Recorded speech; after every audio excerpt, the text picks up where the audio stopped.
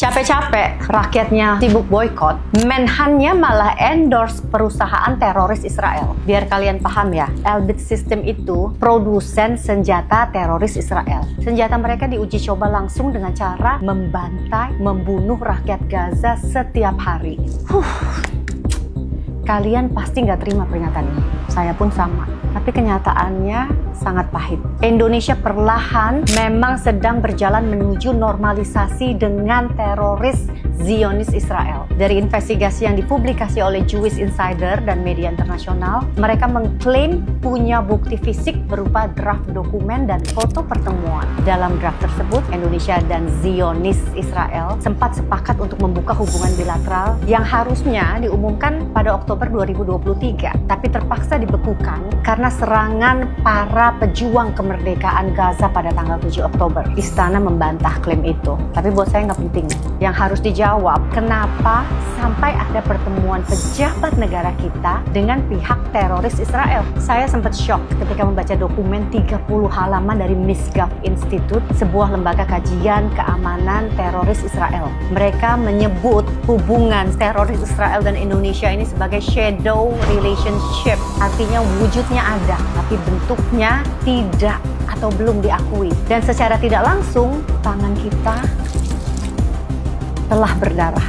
Dalam dokumen tersebut, teroris Israel mencatat perdagangan dua pihak ini tembus 111,4 juta dolar. Bahkan jalur tak resmi diperkirakan mencapai 500 juta dolar per tahun. Masuknya muter lewat Singapura, menggunakan paspor asing, dan tentunya white labeling. Bahkan ada yang terang-terangan seperti Netafim.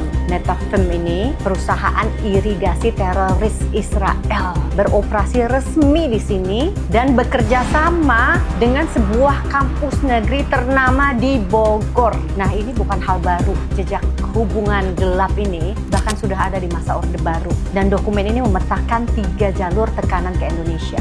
Pertama, adalah syarat masuk OECD yang mengharuskan Indonesia memiliki hubungan diplomatik dengan seluruh anggotanya termasuk dengan teroris Israel. Kedua, ada perjanjian dagang dengan Amerika. Yang ketiga adalah isu Papua yang dipakai sebagai alat negosiasi menuju Abraham Accords ini. Semua ini dirancang seolah-olah demi kepentingan nasional kita. Padahal skenarionya bukan buat Indonesia. Hal ini tentunya tidak bisa kita terima. Tapi hal ini makin dikuatkan ketika Presiden pidato di PBB. Coba kamu perhatikan ya. Untuk pertama kalinya, Presiden Indonesia menyandingkan keamanan Zionis, teroris Israel, dengan kemerdekaan Palestina dalam satu kalimat. Lalu menutupnya dengan kata shalom. Israel recognize the independence and the statehood of Palestine. Indonesia will immediately recognize the state of Israel, and we will support all guarantees for the security of Israel.